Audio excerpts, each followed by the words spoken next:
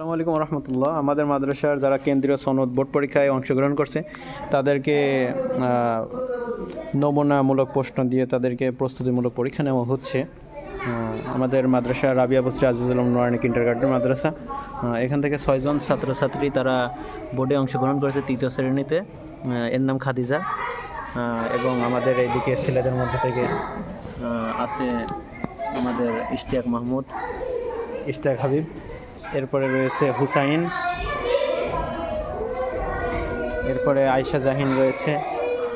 সবাই সুন্দর করে চেষ্টা করছে, বাকি আর প্রতিফল কী হবে আল্লাহ মাহবুব ভালো জানেন।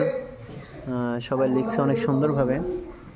এদিকে সাদিক আছে, এটা সাফিয়া আফরিন, এটা সাদিকুল ইসলাম। লেখা মাশাআল্লাহ সুন্দর হয়েছে। আপনারা সবাই আমাদের মাদ্রাসার জন্য দোয়া করবেন, আমাদের ছাত্রদের জন্য দোয়া করবেন যাতে এরা সুন্দরভাবে পরীক্ষা দিতে পারে। আগামীকালকে থেকে পরীক্ষা শুরু হবে, কেন্দ্রীয় সনদ 2024 সালের পরীক্ষা।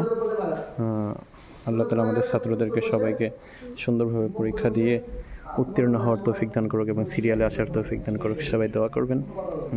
এই বলে আজকে এ পর্যন্তই বিদায় নিচ্ছি। আসসালামু আলাইকুম ওয়া রাহমাতুল্লাহি ওয়া বারাকাতুহু।